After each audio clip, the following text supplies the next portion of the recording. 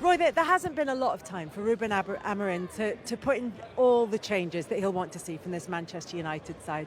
Did you see what he will want to do in the future? Yeah, well, we saw obviously the shape of the team. That's the way he's going to go. But you still have the same players out there and the same problems. And we talk about leopards and spots. The issue with United over the last year or two: lack of goals, lack of quality in the second half.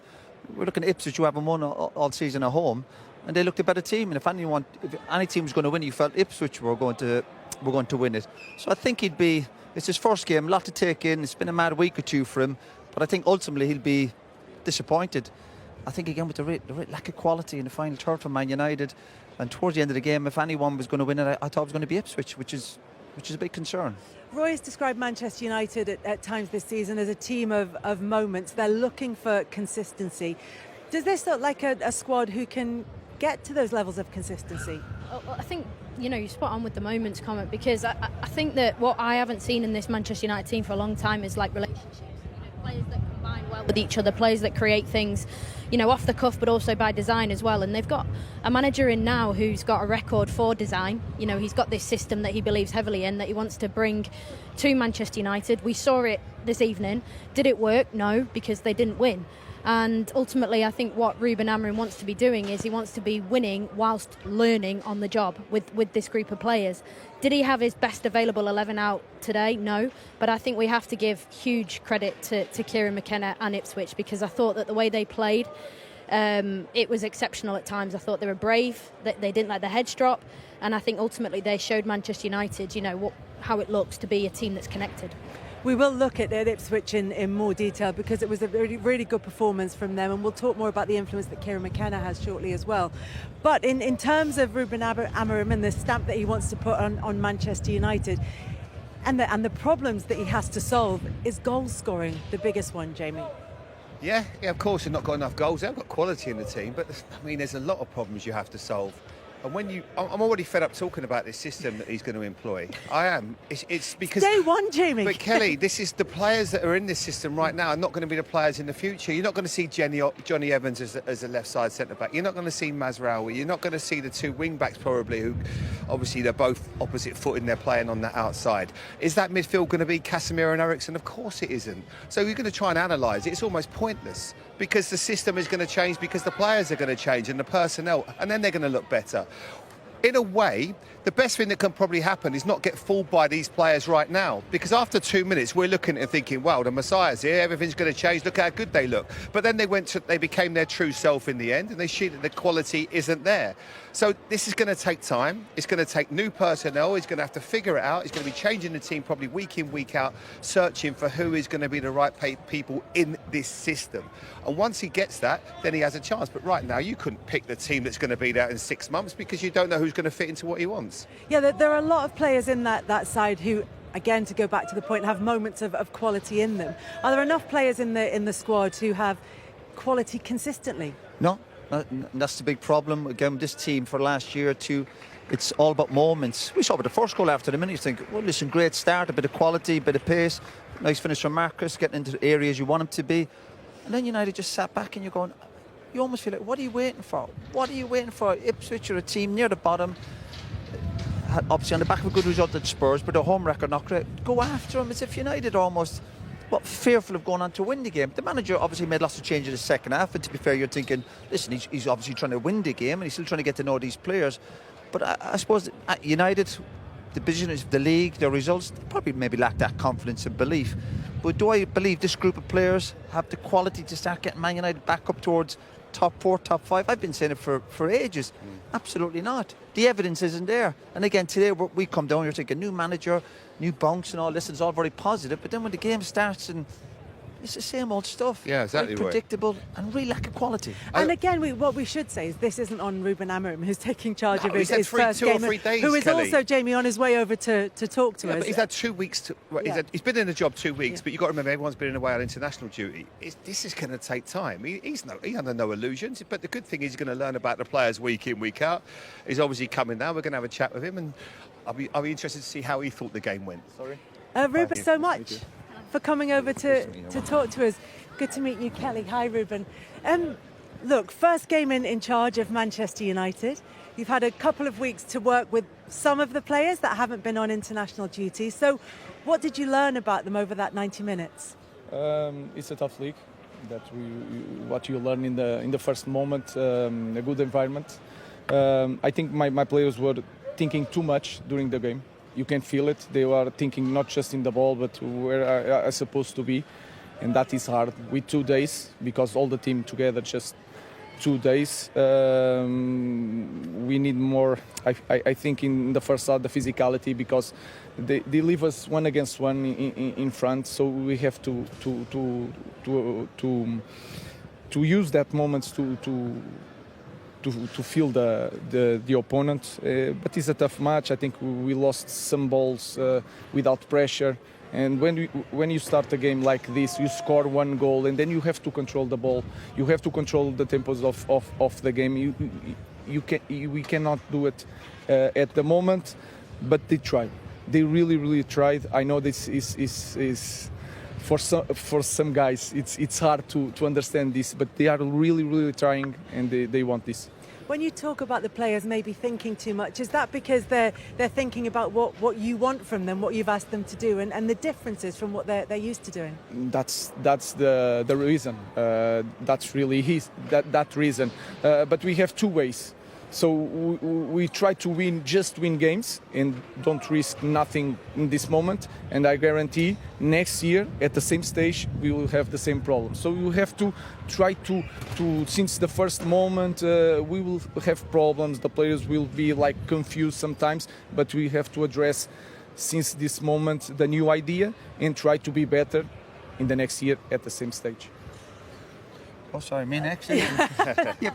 Obviously, you're still getting to know the players, but you're also hoping for a proper football intelligence from some of the players. Decision making, would that be a concern? I think that is a concern, because you can understand you don't need to coach them, because at this level you have to keep the ball, know the momentum of to put the ball in front, and you sometimes you feel that you can't keep the ball and you put the ball in front. Then you have like we are in the end of the game, you are rounding the box with 2 strikers, with Josh has to understand that he has to go to the box to have the crosses. So we are doing some things that not in the right moment. So that is something that we have to address. Sometimes it's not the every people talk about the 3-4-3. That is not the concern. The system is a system, but the understanding of the game, I think we have to improve a lot in this area. The system, and obviously it's been the talk of the town since you arrived with this system.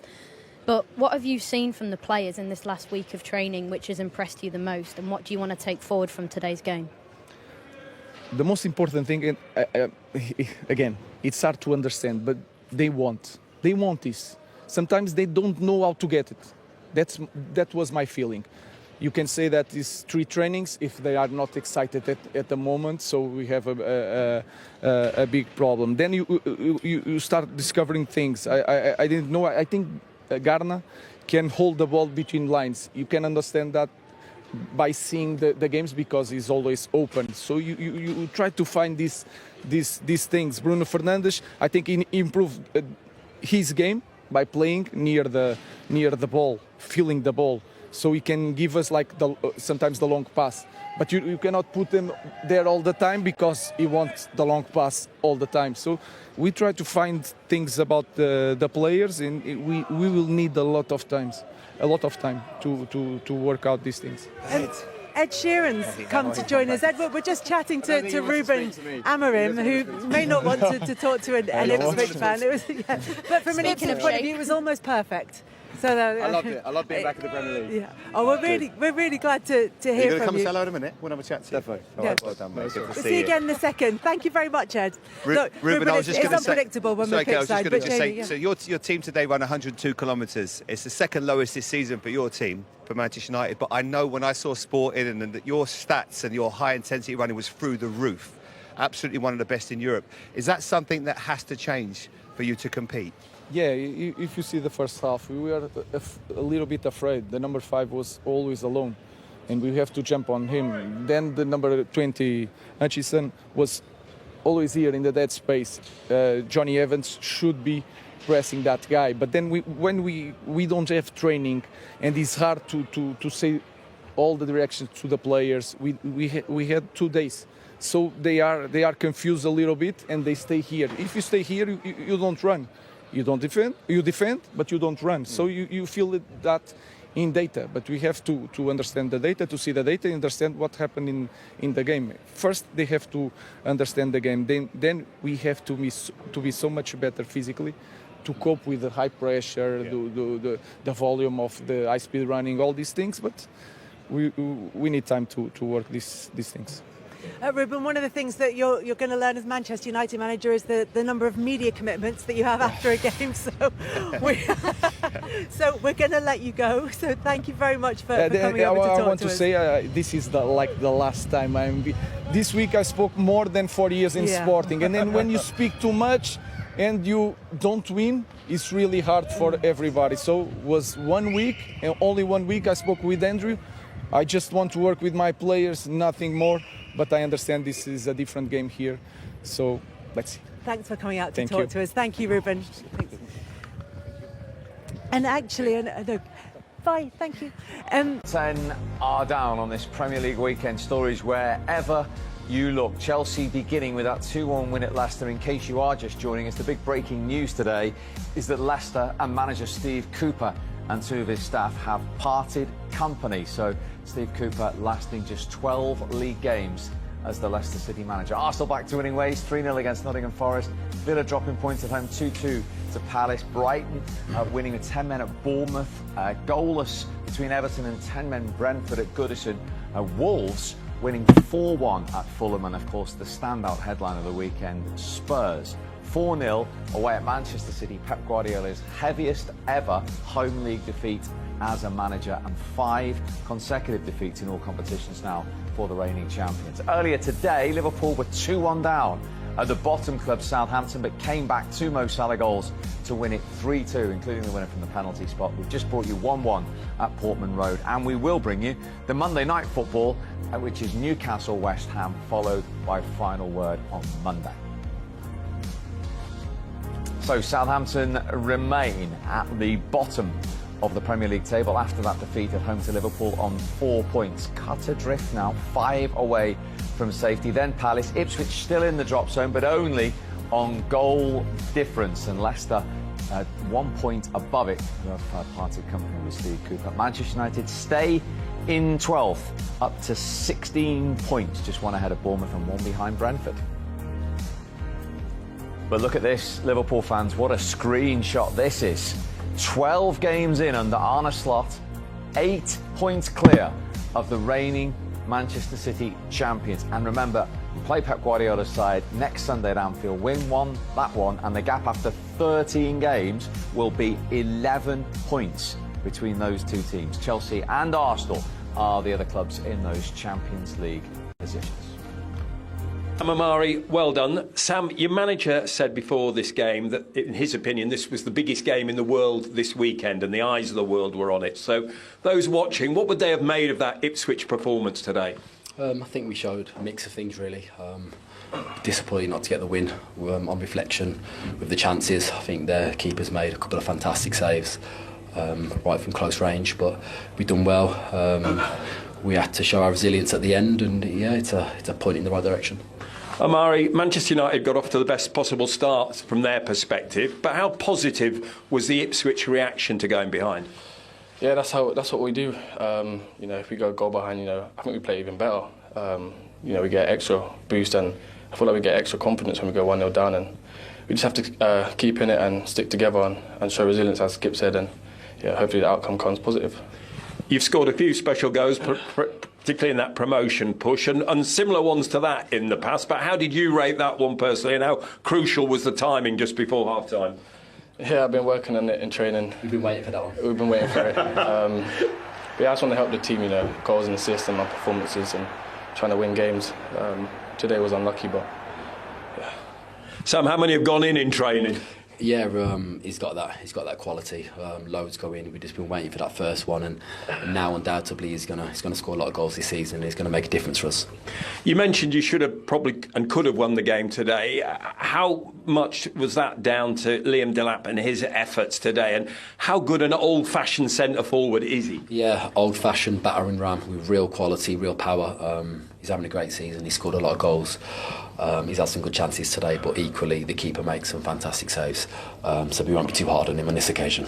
Amari, you got that all-important first Premier League win at Tottenham. Managers, coaches, players always say it's important that you back that up in your next game. Do you feel you've done that with that performance today? Yeah, 100%. I always try to give 100% in my performances. As I said, working hard for the team on and off the ball. And I think I've been showing that in my games, and I just want to carry it on and keep performing. Sam, just quickly and finally, do you feel Ipswich are becoming of age now back in the Premier League? I think so, yeah. We've got good momentum. We're getting better and better. Obviously, we take each game as it comes. It's a really competitive league, but the big thing is we get points on the board and we keep improving, and that's the culture of the football club, to keep getting better. And within the next block of games, I'm sure we'll improve and get more points. Well, listen, well done to both of you, but Amari, especially well done to you. You are the player of the match. Practice, as I say, makes perfect. Keep going. Thank you very much. See you later. 1-1 at half-time, and we didn't have long to wait until the first goal of Ruben Amorim's reign. Yeah, brilliant start by United. Again, the first minute of the game, give and go. Ahmed, what you'd want. Bruno, lovely little layoff. Not necessarily great from Ipswich, still early in the game. You think they're going to foul him. He's running, and then he's got bodies in front of him. Lovely ball. I'm not sure he connects properly with the cross, if I'm being honest with you. I'm not sure about the goalkeeper, but this is what you want from your wing backs, from an attack-minded player. Very, very good. Ipswich not reacting well enough. Marcus doing what he should doing, getting in the box, getting across the goalkeeper. Lovely touch, great start from United, but they've not really done much after that. And Ipswich deserve an equaliser, but great start from United. I bet the manager couldn't believe it. Score so early. Speak about the system. Dalot coming in at the opposite side as well. It just goes to show, the system. We're already seeing signs of it. He has to get in the box and make that run. And obviously, Rashford's been the guy who's slotted home after 80 seconds. What a start for them. And we saw it there, working perfectly for Manchester United. Even if, as you say, there wasn't the best of connections with the cross, but they have looked vulnerable since then, and Ipswich have had a really good reaction to go 1-0 down. This is the other side for Ahmad. You've got to not just be good going forward, you've got to be able to defend. You can see he has a problem there with Leaf Davies. Good bit of movement by Delap. That's the save of the season. Unbelievable save. Yes, he should score, but it is a wonderful save. Gets that big right paw out, manages to keep it out. It's unbelievable. You see Delap there, he thinks he scored, but he's so strong. Good piece of play. What a save. Unbelievable. Yeah. But, of course, he should score. He should score. However, Amari Hutchinson did score. And what a goal. I mean, a little bit of help on its way in. I do like this guy. He receives the ball on the half-turn so well. Does get a big deflection off Mazraoui. But, again, United a bit too easy to play against. Casemiro doesn't get close enough. Good first touch, second touch out of his feet, and a lovely strike, is he? Yeah, and I think it was coming. I think Ipswich fully deserved. I think they've had such a brilliant response since conceding so early on. Nothing really changed for them. There was no panic. You could see from the sideline they started to find the pockets, getting these guys on the ball. Smodic, Hutchinson, and then that chance from Delap. They recovered well from it, and then they got the goal. They're fearless, aren't they, Ipswich? They look really good. No fear really whatsoever. Get on the ball. But it's not fair when you're playing United. United get a great start, and then United sit back, and I'm looking at United going, what are you waiting for? What are you waiting for? Go after Ipswich and just sit back, and you give Ipswich a lot of encouragement. And they certainly deserve that equaliser. System, Roy? I'd go back to a 4-4. Big striker up front. Little guy. Big man. Yeah, why not? 45 minutes of the three. Welcome back. Ruben Amorim's first half-time team talk in the Premier League is at 1-1, having been pegged back by Ipswich. That, of course, after he got the best possible start when he put his head on the pillow last night. 81 seconds into his Premier League life, 1-0. Yep. But you couldn't ask for anything more than this. This is exactly what he's asking for from his players. A bit of desire to go that extra distance. Ahmad down the right-hand side, and then Rashford driving into the box. Lovely little finish. It's a goal scorer's goal, but Ahmad makes it. The desire to go past, receive the ball first of all, go and get the 1-2, and then a lovely little ball here. I don't know whether it was a little bit fortunate this pass, but, great idea anyway. This little drive here, two players chasing him, carrying on, go on, get in there, put it in the danger area, and Rashford, fantastic goal that is for me. He's a centre forward, he's getting in the 6-yard box, Ball across there in the danger area and he taps it in. What a beautiful start for Amorim. Yeah, and what have you made of United since then, Teddy?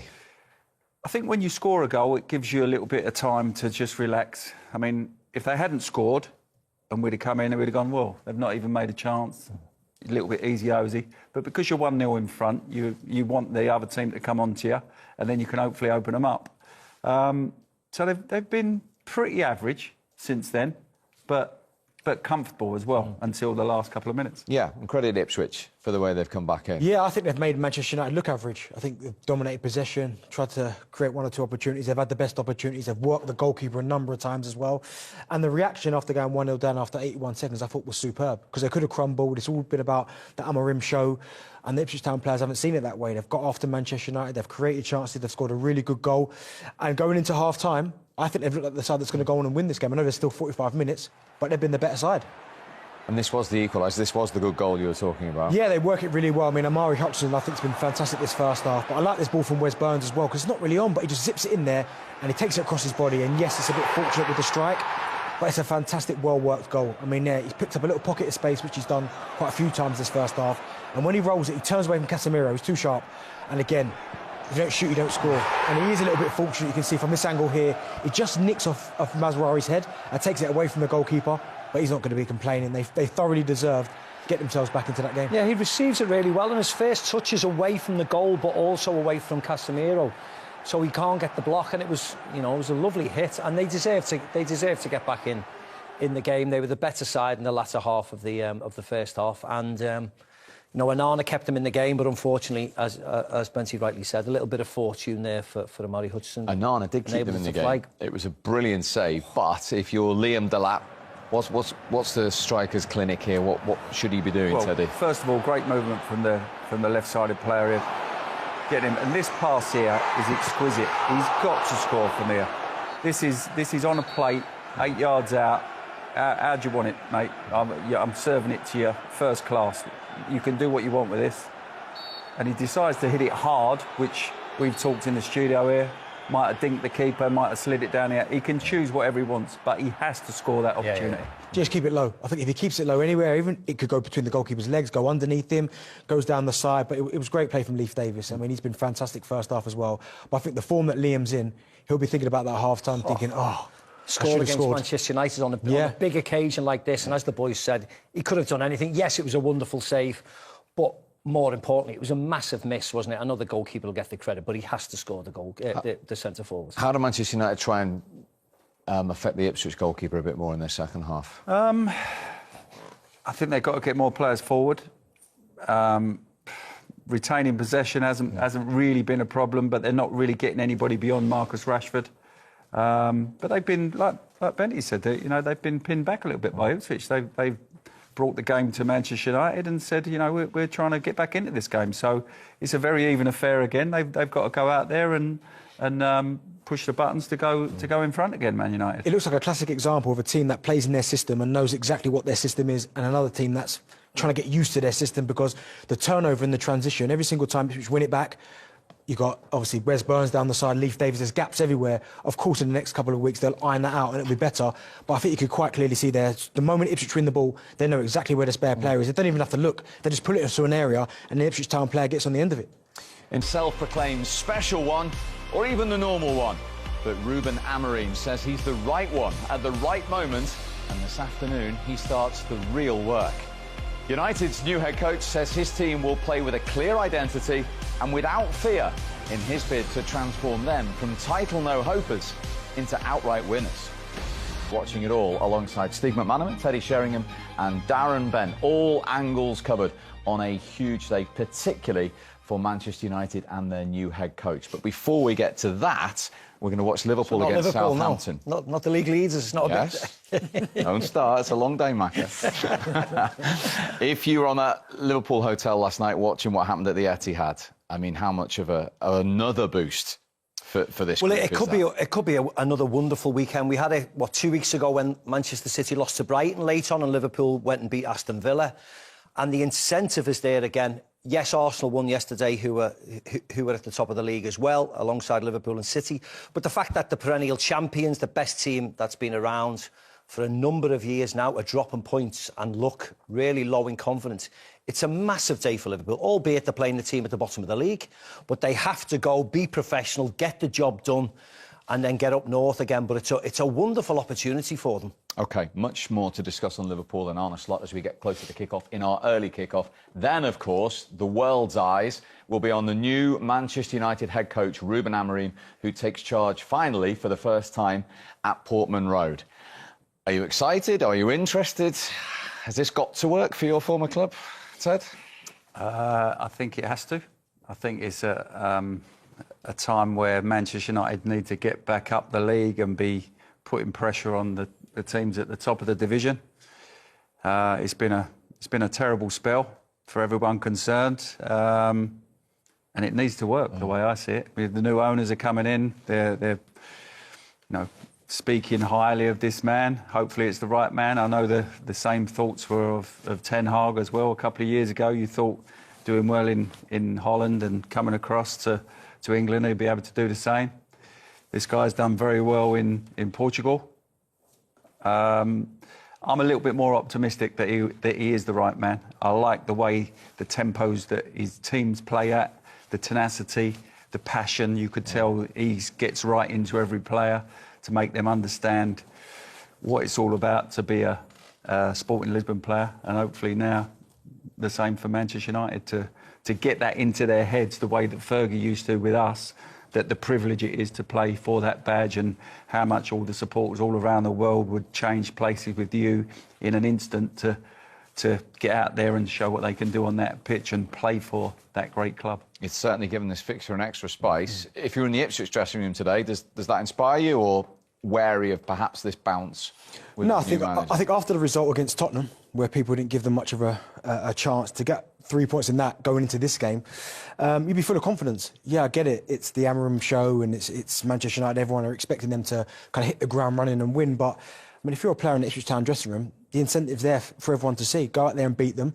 It could be a new system. Ipswich have been playing the same way all season. I don't think they've really been blown away this season at times. I know the Manchester City scoreline would suggest otherwise, but they took the lead in that game, and I think the performances against some of the so-called better sides have been good.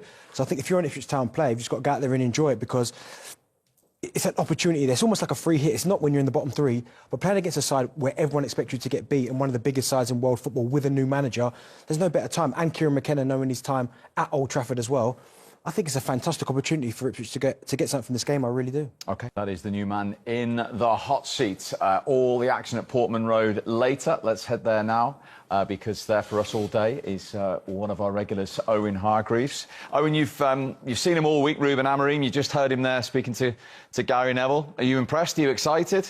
I'm very impressed. I mean, he's such a great talker. I'm not as impressed with my hair on this camera at the moment because of the wind. I need to cut it like Ruben's hair, a bit shorter. But no, I think he's a class act. He's a great talker. I think he just gets it. And I think being a former player is going to help him as well. He understands the players. He knows what they need. He knows this is a huge football club. But he's had success. He's got a great style of football. But I think he's going to be closer to the players. And I think that's going to be very beneficial to the players and to Man United. He's the 6th permanent manager since Sir Alex, Teddy. Sooner or later, one's got to get it right, surely, by the law of averages. With this new football structure in place? With the size of the football club and the stature it has around the world, you would think it would be got right at some stage. It doesn't have to be now, does it? You know, there's no given right. He's got a massive job to turn the ship around and get it sailing in the right direction, getting everyone in the club going in the same direction. But it can be done, without a doubt. And I like his way that he speaks about his players. You know, you can see, I mentioned earlier about the way his teams stick together and the passion that they play with and the tempo that they play with. So it's a tough game today, straight away, though. I mean, it could be disarray, changing the formation straight away. He's probably had 3 days to work with most of the players. So some might get it, some might not. If they're playing 3 at the back, but they normally play 4 at the back, it could be, oh, where am I meant to be? No, you, he said you, and it could be all over the place. So I hope not, because, you know, you want to get off to a good start. But it's a great time, as Benty said, for Ipswich to take on Man United. Where is getting back to it anyway? What is it? Do you mean winning the title? or getting into the top 4 or playing a nice style of football. Because it's very, very hard to win the title at this moment, isn't it, with Manchester City and Liverpool? So what is getting back to challenging for the title? That is the only thing that Manchester United... And playing a nice style of football, I presume. Or, of course, yeah. That's. I think Mourinho was second, and Ollie was second, wasn't he? Yeah. But they were looked at. They were frowned upon. Now, 3, 4, 5 years down the line. Mourinho's famous quote was, "Finishing second with Manchester United is better than my Premier Leagues." Yeah, exactly. And everyone laughed at him. And but the style of play when Mourinho was involved, that was the major concern, wasn't it, for fans? They wanted them to play. You have to this play style with of beautiful. I agree. Without a doubt, you've got to retain possession, take the game to the opposition. Yeah, you're play not entertaining football. You cannot sit back at Old Trafford and hope to beat people on the break. What style will he bring, Owen? Do you think?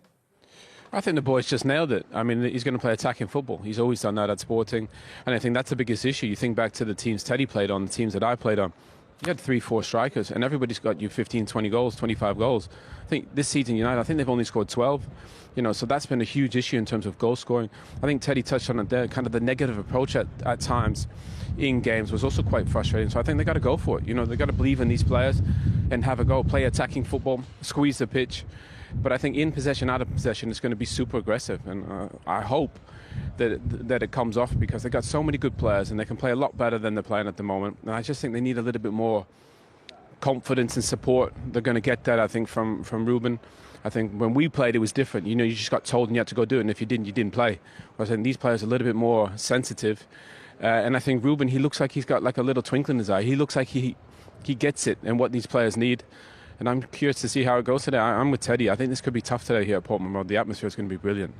Oh, and it's Macca. What's the conditions like? Of course, you laughed about your hair before. It looks very windy. Will they be able to play a style of football that suits? Yeah, I mean, it is windy and my bonnet is having an absolute torrid. Yeah, it's gorgeous, mate, don't worry. It's gorgeous. But you know what? The pitch looks absolutely amazing. The pitch is absolutely perfect, so that's going to be good. It is a bit of wind, but actually there's like almost a warm air within the stadium, so it's not actually that cold. But the wind, we know, probably the worst thing for a game of football is wind at times. But so I think they're going to get the ball on the deck and try and play. I think it'll be some good football today. But the goal is they got to create chances and they got to score goals. So conditions are good. It's just a little bit windy, as you can see with my bonnet. What about the time span that Teddy's alluded to? 2 or 3 sessions maximum with all of the players after the international break. What can he get across that message in that time, Owen? But I think, if I think back to, Teddy, Mackham, Benty and myself, we never made excuses as players. Yeah, they got a new manager, but he's a good manager and he's confident. And they're going to play attacking football. That's all these players want, is to go out there and play attacking football. I think the time for making excuses is over. For Manchester United and for players. They got to go play attacking football and enjoy it. It's an absolute privilege to play for this football club, and they got to bring it back to what it is. The manager's going to give them the opportunity to play this attacking football and have a go, and I think that's all you can ask for. The players should go for it today and have a proper go, play attacking football, dominate, run a little bit more as well. I think Ipswich, they top the Premier League in terms of running stats, so this will be tough for them. If they're not up for the fight, it will be tough, but I just want to see the players have a go, enjoy the game of football, enjoy playing for this brilliant football club, and see if they can get it back to where it belongs. Yeah, he's just used the word privilege there. Has that been lost a bit in the last couple of years from some players for Manchester United? I think whenever we had a downtime at United, Fergie would bring that out. Realise who you're playing for all around the world. Millions of people, Manchester United supporters, would change places with you in an instant. So show them how much it means to you to be wearing that shirt and go out there and play with passion and desire and take the game to the opposition. I think that's been lost so much. It's just talk about systems.